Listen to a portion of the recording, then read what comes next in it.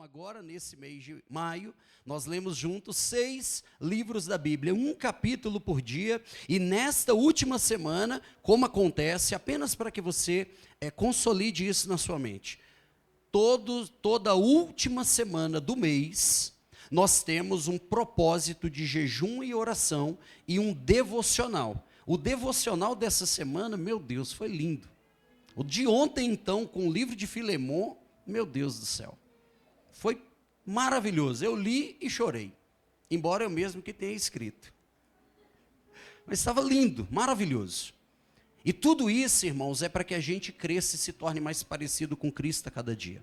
E nesse mês de maio, então, foram 31 capítulos lidos, a última semana de jejum e oração, e hoje pela manhã estávamos entregando o nosso propósito em uma consagração aqui de 9 às 10, depois a gente tomou um café abençoado.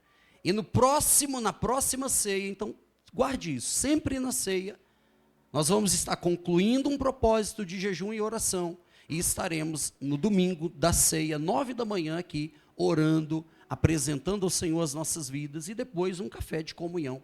Isso é maravilhoso. E eu espero te ver na próxima. Amém? Posso ouvir um amém? Agora abra a palavra do Senhor em Lucas capítulo 15.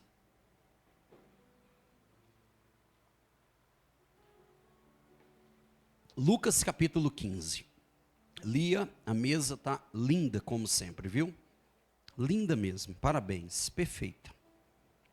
Quero agradecer a todos que estão servindo em todas as áreas. Vocês fazem a diferença nas nossas vidas. Lucas, capítulo 15, nós vamos ler do versículo 11 em diante. Lucas 15, 11 em diante.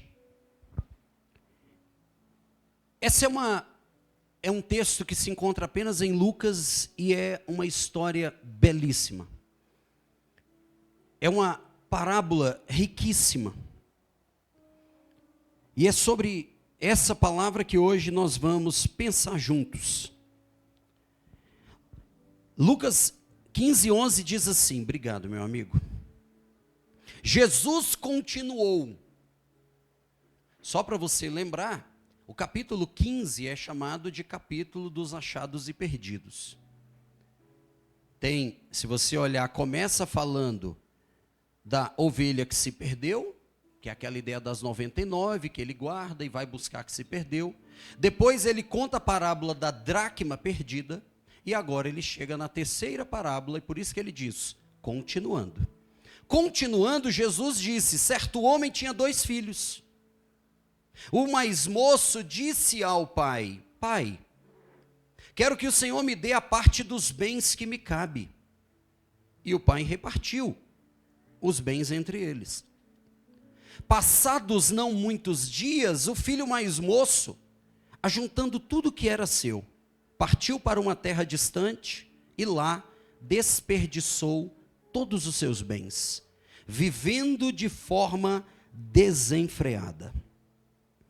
Depois de ter consumido tudo, sobreveio àquele país uma grande fome, e ele começou a passar necessidade. Então foi pedir trabalho a um dos cidadãos daquela terra, e este o mandou para os seus campos, a fim de cuidar de porcos. Ali, ele desejava alimentar-se das alfarrobas que os porcos comiam, mas ninguém lhe dava nada. Então, caindo em si, disse, esse texto é importante, verso 17, então, caindo em si, disse, quantos trabalhadores de meu pai têm pão com fartura? E eu aqui estou morrendo de fome. Vou me arrumar, voltar para o meu pai e lhe dizer, pai, pequei contra Deus e diante do Senhor. Já não sou mais digno de ser chamado seu filho. Trate-me como um dos seus trabalhadores. E arrumando-se, foi para seu pai. Vinha ele ainda longe quando seu pai o avistou. E compadecido dele, correndo, o abraçou e beijou. E o filho lhe disse: pai, pequei contra Deus e diante do Senhor. Já não sou digno de ser chamado seu filho. O pai, porém, disse aos servos: tragam depressa a melhor roupa e vistam nele. Ponham um anel no dedo dele e sandálias nos pés. Traguem e matem o bezerro gordo. Vamos comer e festejar. Porque este meu filho estava morto e reviveu. Estava perdido e foi achado. E começaram a festejar. Essa história é linda. Essa história é maravilhosa. É a conhecida parábola do filho pródigo. Poderia ser perfeitamente chamada parábola do pai amoroso. Mais do que a história de um filho rebelde, mais do que a história de um filho que afronta o seu pai, essa parábola é a parábola da minha história e da sua história. Esta semana que passou, eu tive conhecimento de duas pessoas com quem já caminhei, já tive oportunidade de dividir o mesmo altar. Pessoas que serviam a Deus de forma intencional, viva. E uma dessas pessoas hoje está totalmente afastada dos caminhos do Senhor. Eu fiquei triste de ver. Eu fiquei triste de ver a pessoa servindo ao reino das trevas. Uma pessoa que não muito tempo atrás estava servindo no altar. Uma outra pessoa que tem um chamado extraordinário. A gente vê claramente um processo de afastamento espiritual. Isso assim, mexeu comigo. Eu me compadeci daquilo. Tenho até orado para saber se Deus me permite falar com essas pessoas. Porque nem toda guerra é para a gente entrar. Nem toda guerra é para a gente lutar. Tem muitas vezes que nós nos ferimos porque nós entramos em batalhas que Deus não mandou. Nós queremos fazer o que Deus não pediu. Mas eu confesso que eu me compadeci, porque eles estavam vivendo uma fase extraordinária, e agora eles estão em outra fase da vida, que nós acabamos de fazer essa breve leitura. Ele mostra fases na vida de todo ser humano. Nesse texto a gente pode encontrar pelo menos 4 fases. 4 fases que podem hoje servir de uma radiografia para a nossa vida. Podem servir de um alerta, de um diagnóstico. Podem servir também de uma confirmação de que estamos no caminho certo. Porque Deus, Ele ama que os seus filhos estejam com Ele. Hoje nós vamos celebrar a ceia. A ceia nada mais é do que os filhos ao redor da mesa com o Pai. Jesus não veio apresentar uma religião para nós. Jesus não veio apresentar para nós um conjunto de regras. Jesus veio nos apresentar o Pai. Quando os discípulos chegaram para Jesus e disseram: os discípulos de João sabem orar. Nós, interessante que até aquele momento, os judeus especialmente, faziam ame ao Senhor seu Deus de todo o coração, de toda a sua alma, de toda a sua força, de todo o seu entendimento. Essa era a oração.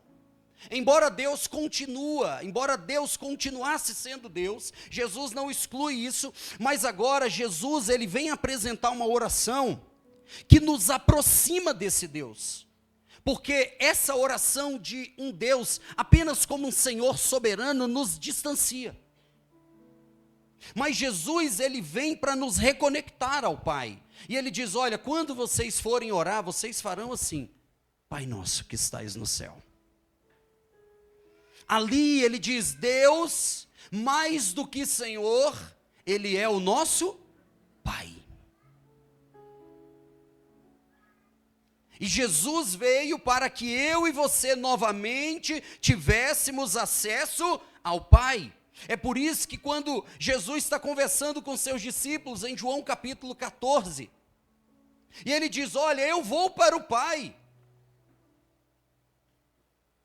E aí um dos seus discípulos, que eu não me lembro qual é agora, ele diz assim: mas como assim para o Pai? Mostra-nos o Pai. Ele diz: eu sou o caminho, a verdade e a vida. Ninguém vem ao Pai, senão por mim. O desejo do Pai é que nós nos assentemos à roda da mesa. Porque a mesa é lugar de comunhão, a mesa é lugar de destino. A mesa é lugar de confronto muitas vezes. A mesa é lugar de discipulado.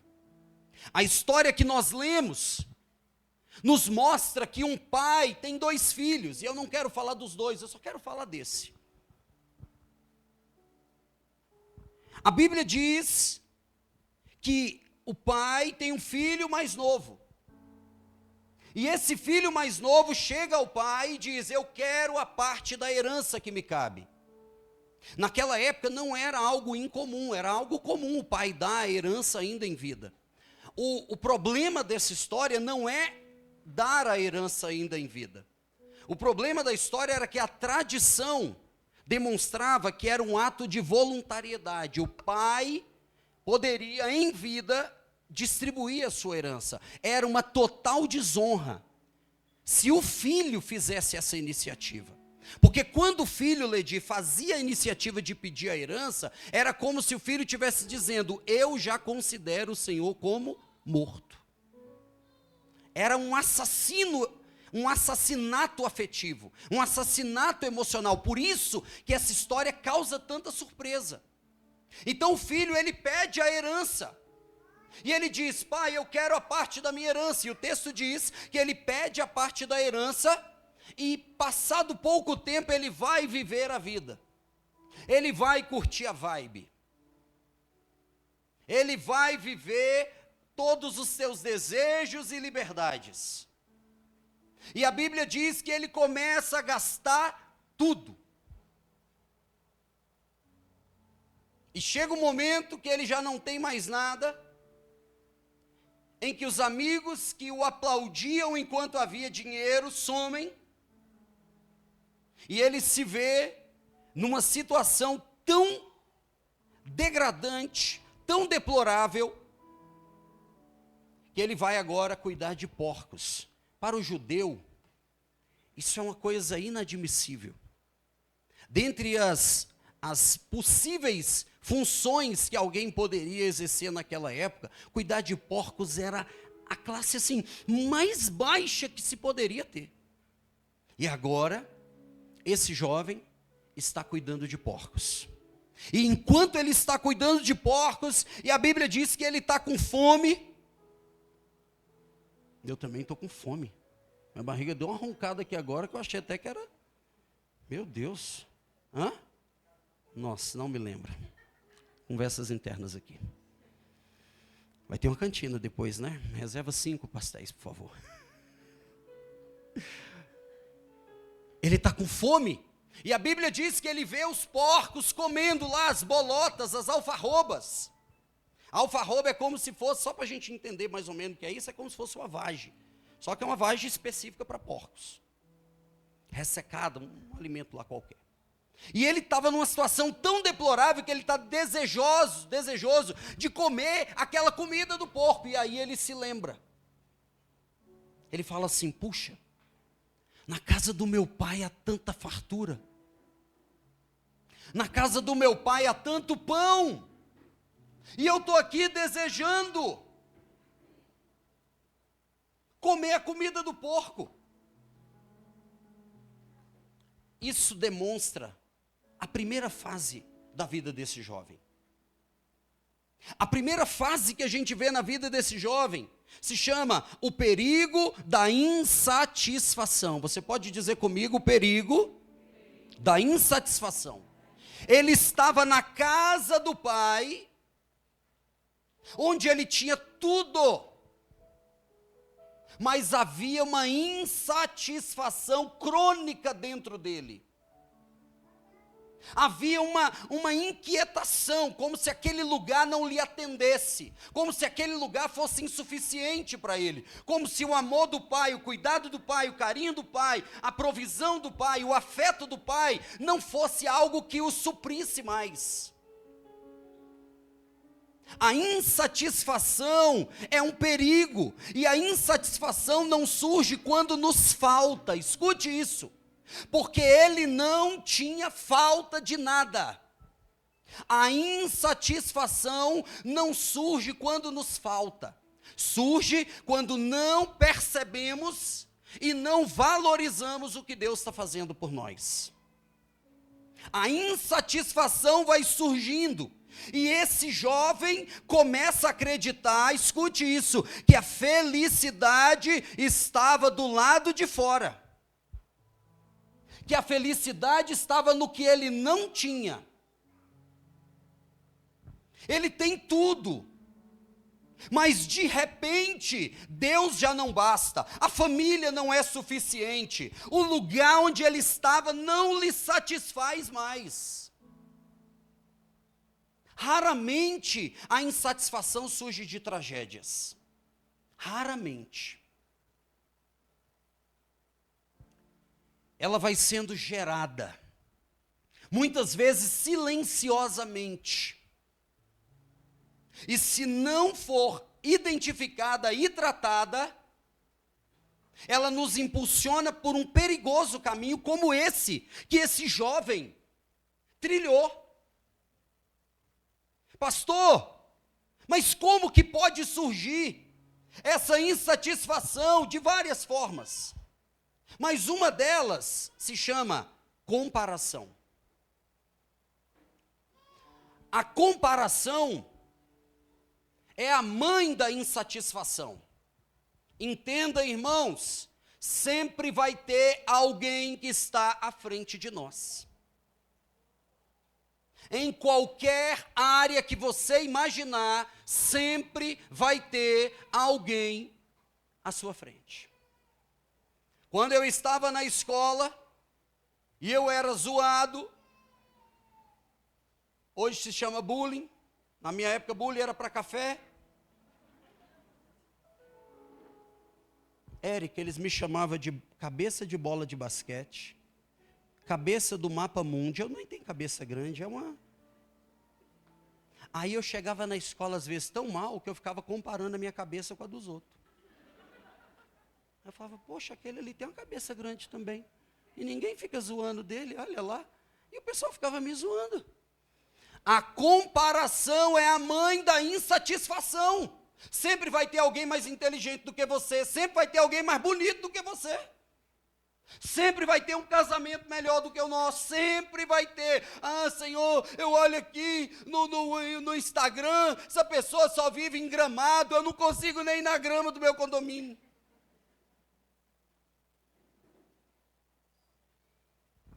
Assiste um dorama. Olha que louco. Casa com o Shrek e quer um marido dorama. Casa com a Juma Marruá. Lembra da Juma Marruá, hein? A bicha era Edmilton. Gentil como o coice de uma mula. E quer um Alice no País das Maravilhas. A comparação é a mãe da insatisfação. Quando a gente compara, a gente está dizendo, Deus, o Senhor é muito carrasco. O Senhor errou, feio. Porque como que o Senhor dá isso para essa pessoa e me dá isso, me entrega isso ou não me entrega aquilo? A comparação, meus amigos, é a mãe da insatisfação. Só que além da comparação, as expectativas irreais geram uma grande insatisfação.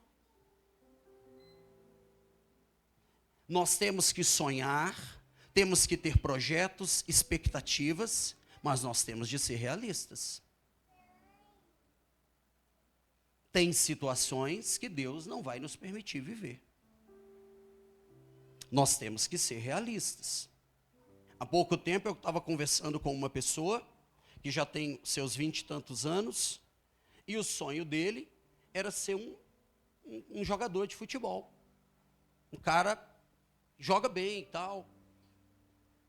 Mas, hoje em dia, esse mercado, ele é um mercado desafiador. E sem contar, infelizmente, nas politicagens que existem. Mas eu fiquei ouvindo com um coração compadecido, porque lá no fundo, eu falava assim, mas ele não tinha condição. Talvez, Ceilândia, no Gama, não dava para ir para o Real Madrid. É assim, meu filho, eu quero ir para o Real Madrid, não, é melhor sair para o Cai na Real. Já viu o time Cai na Real? Expectativas irreais vão nos frustrando. E aí, escute, a gente começa, depois disso, a perder o encanto por aquilo que antes nos alegrava. A insatisfação vai nos corroendo. E aquilo que era alegria, Jean, começa a ser peso.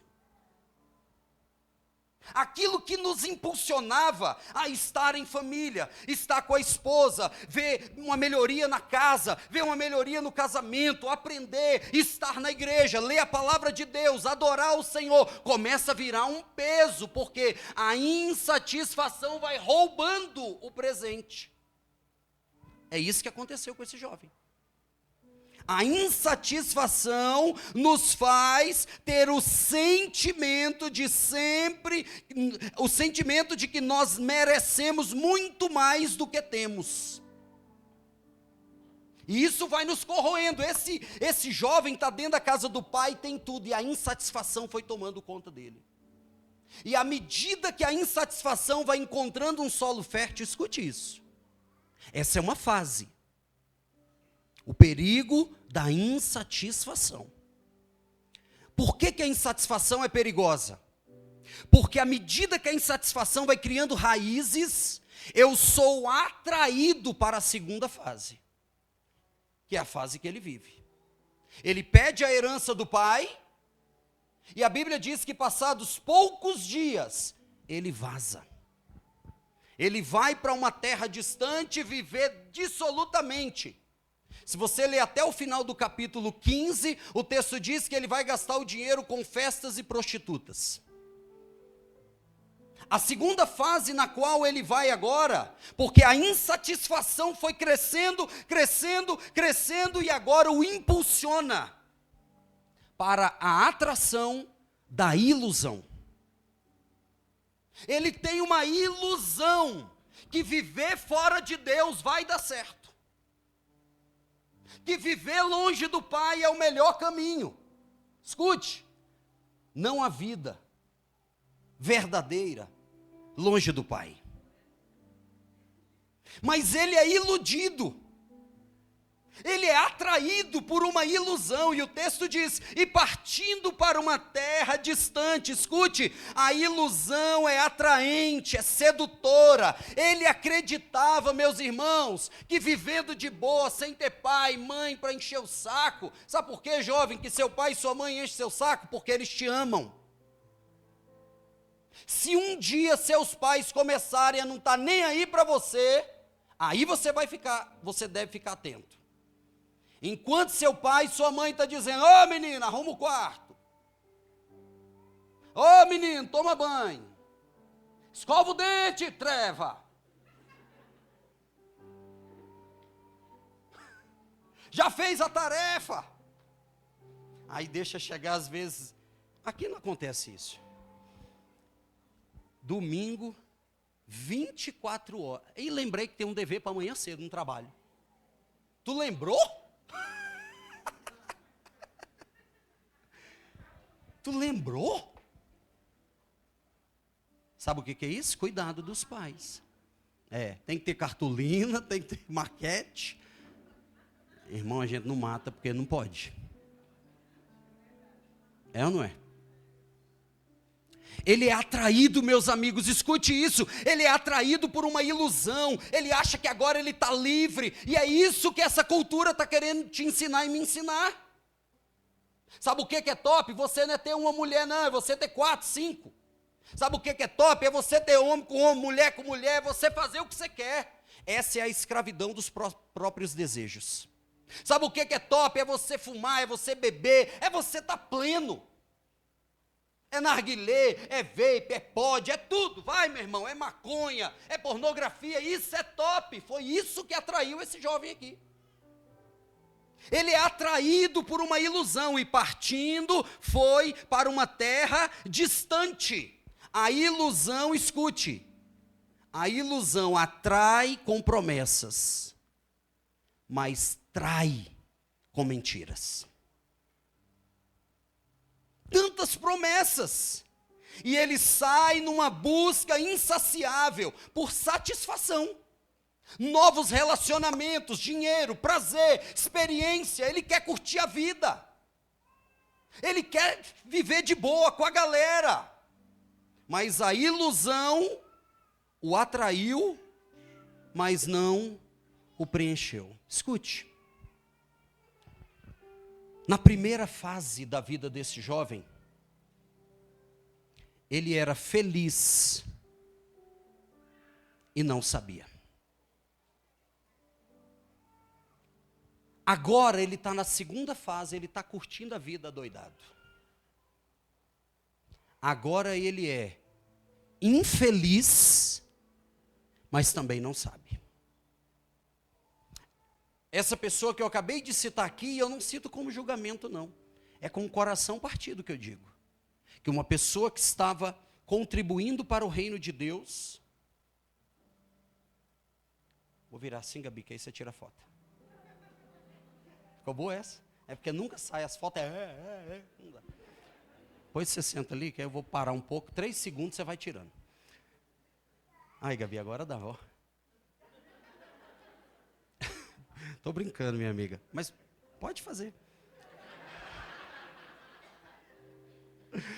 Ai, ai. A gente está precisando de umas fotos, irmãos, aí já aproveita, né? O tempo está corrido. Fred, ele era feliz e não sabia. Agora ele é infeliz e não sabe. Essa pessoa que está lá servindo ao reino das trevas está com um sorriso no rosto. Está sorrindo, dançando, coisa linda. Infeliz inconscientemente, porque as luzes do palco se apagam. Enquanto ele tem dinheiro, ele tem aplauso, Misael. Enquanto ele tem dinheiro, ele tem amigos. Eu me lembro, irmãos, quando eu era do mundo da música. Eu tinha minha banda de pagode, irmãos. Tocava P-Sul, P-Norte, Samambaia, QNL. Chegamos a fazer até viagens interestaduais. Tocamos até no Valparaíso. Pensa, irmãos, que sucesso. E ali a gente se sentia importante. Eu com meu cavaquinho era chamado Zé do Banjo. Olha, a Teca odiava. Odiava. Naquele momento a gente se sentia importante, tocando, e as pessoas, uau, vocês são fera. Mas Jean, quando eu colocava a cabeça no travesseiro, a realidade não me negava, você é um infeliz. É a segunda fase que ele está vivendo. Ele agora é infeliz, só que ele não sabe. Mas esse não saber tem um prazo de validade. O que aconteceu? Acabou o dinheiro e veio uma grande fome. E agora ele vai entrar na terceira fase. Antes de eu seguir, isso é uma radiografia para a nossa vida. A gente precisa estar atentos. Eu não estou aqui brincando com essa palavra. Eu orei. Deus me deu essa palavra hoje quando eu acordei. Até ontem à noite eu dormi falando, Teca, eu estou tão preocupado. Quem prega a palavra sabe que às vezes Deus, a gente fica orando, buscando e tal. E ontem eu fui dormir, quase 2 horas da manhã. Falei, eu estou meio tenso. O que foi? Eu falei, eu não tenho a palavra de amanhã ainda. Não tem até que, não, mas Deus vai dar certo. Aí eu acordei hoje. Quando eu acordei, sentei no sofá, estava coçando a barriguinha da cachorrinha. Aí eu me lembrei do filho pródigo. Aí eu peguei a Bíblia. Interessante que eu tinha feito umas anotações em 2022. Aí eu falei assim, em 2022 eu fiz umas anotações. Eu nunca tinha pregado, acho que eu só preguei uma vez sobre o filho pródigo.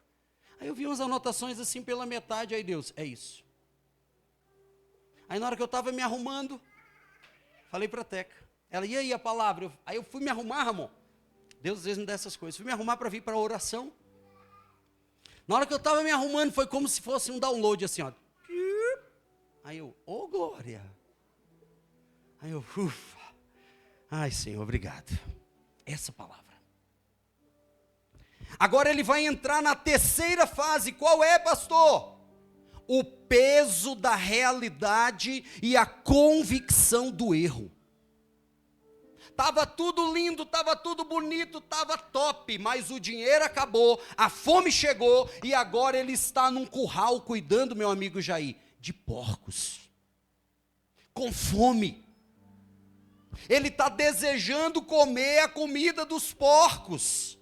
E agora ele sente o peso da escolha. Escute, Deus nos ama tanto que respeita a escolha que nós fazemos. Deus não criou robôs. Um dia uma pessoa do meu trabalho disse, eu trabalho com agnósticos, ateus, espíritas, evangélicos não praticantes, é uma loucura lá.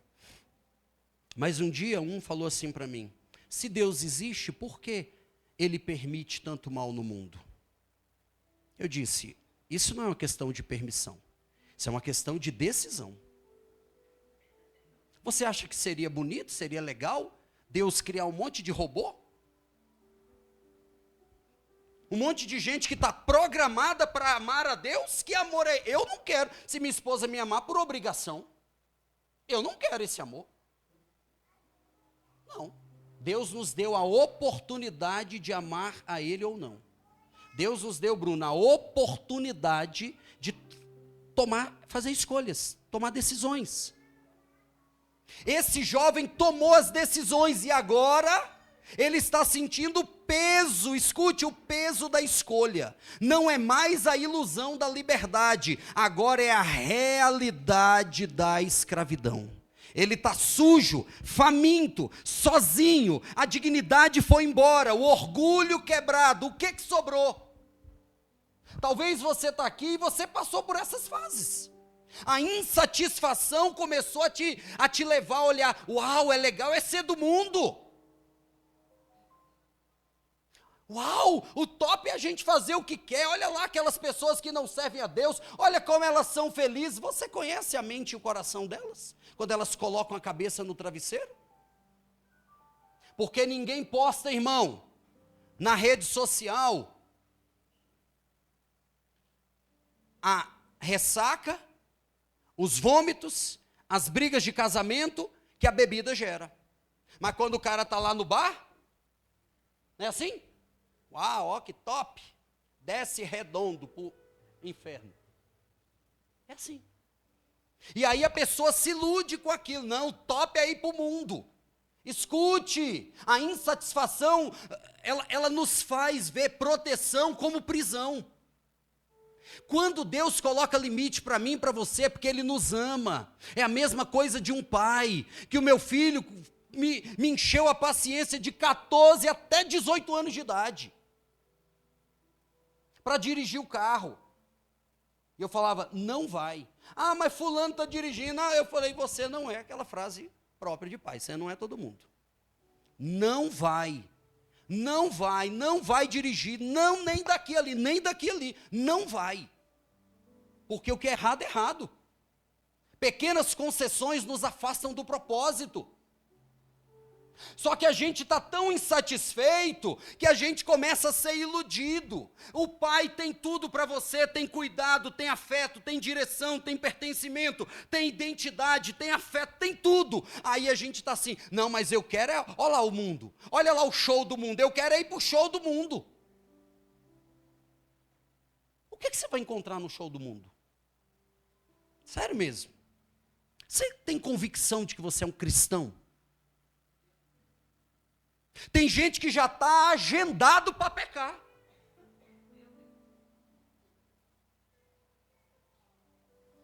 Final do ano vai ter o show aí do... Eu lembro na época que eu conversei com um jovem, teve um show de um cantor, chamado Matuê. O cara canta sobre a natureza, né, sobre as plantas. Maconha é a planta da qual ele mais fala. Então é isso. Pensa num cara assim, conectado, Keila, com o sobrenatural. O cara tá viajando, chapado. Aí o jovem tá assim, eu vou comprar o ingresso em janeiro para ir no show em outubro. Falei, meu filho, você já está agendando o pecado. Para com isso, irmãos, o Pai quer você perto da mesa. Isso é ilusão.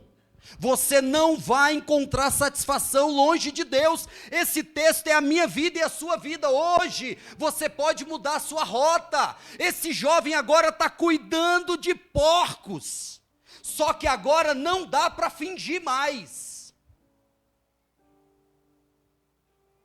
E o texto nos leva para a última fase da vida dele. Escute, Dudinha, ele era feliz e não sabia. Depois ele era infeliz e não sabia. Escute, quando você vê pessoas no mundo, eu vim de lá. Eu fui daquele lugar.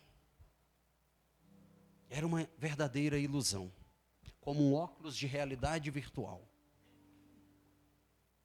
E eu era infeliz e não sabia.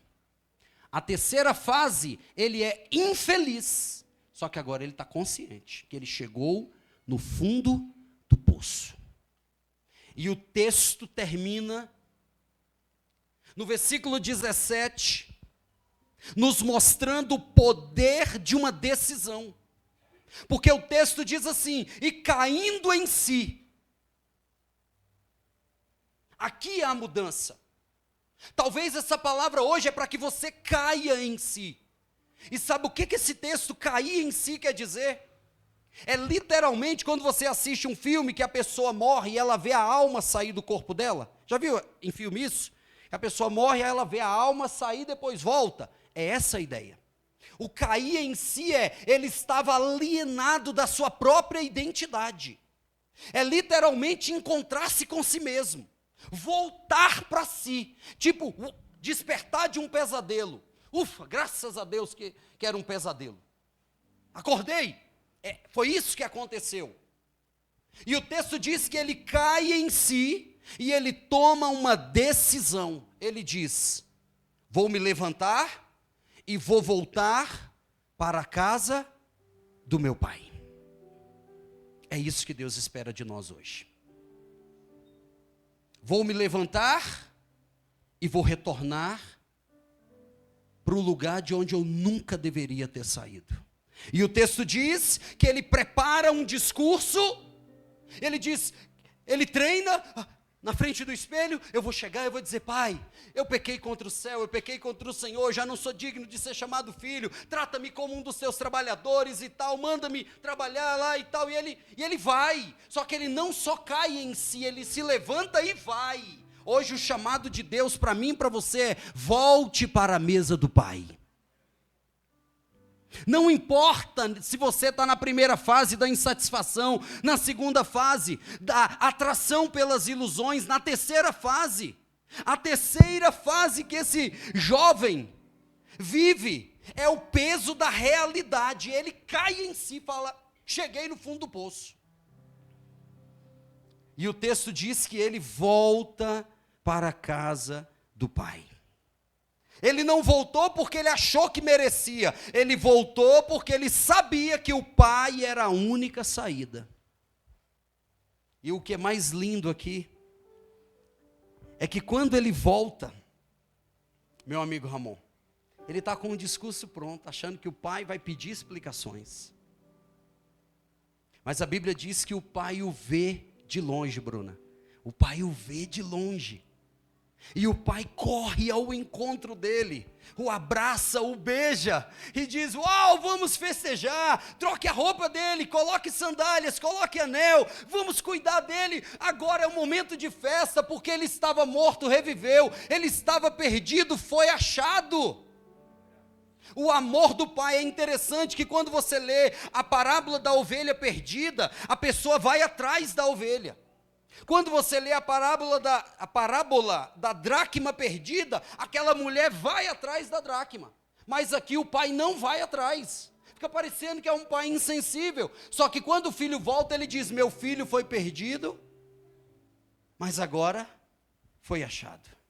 O pai não foi fisicamente, mas o amor que ele tinha na casa do pai, minha amiga Alda, foi a influência para ele tomar a decisão.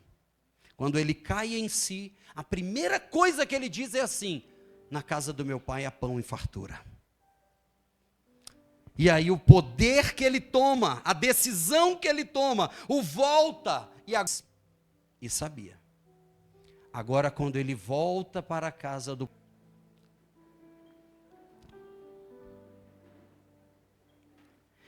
ele volta para a casa do pão, para a casa do pai. Na casa do meu pai há pão em fartura. Irmãos, eu não sei em que fase está a sua vida. O pai não quis ouvir explicação. O pai entendeu que ele estava decidido a voltar. O pai não queria nenhuma explicação. Quando ele começa a falar, o pai fala: vamos embora, meu filho, o importante é que você está aqui. Eu quero dizer para você nessa noite, o importante é que você está na casa do pai. E hoje, o convite do pai é: volta, meu filho, volta, minha filha. Você não vê esse pai jogando na cara dele, você não vê esse pai acusando ele, você não vê nada disso. O pai o abraça, o beija, o honra com vestes novas, com sandálias, com anel, com uma festa. E é isso, irmãos, que Deus tem para mim e para você nessa noite. Deus, ele espera que nessa noite eu e você tomemos uma decisão. Que decisão, pastor? Volte para a casa do pai. Antes de nós servirmos a ceia, eu quero fazer uma oração. Feche seus olhos se você puder, coloque assim a mão no seu coração. Espírito Santo, abra os nossos olhos espirituais, para que nós possamos identificar em que fase da nossa vida nós estamos.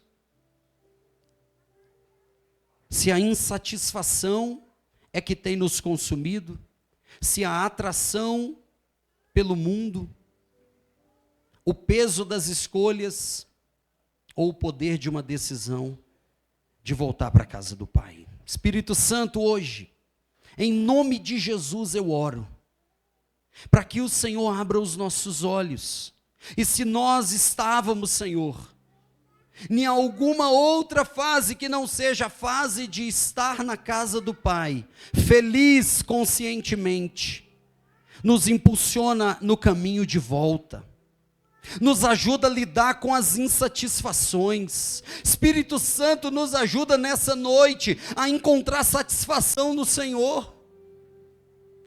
Nos ajuda, Senhor, porque é tanta atração.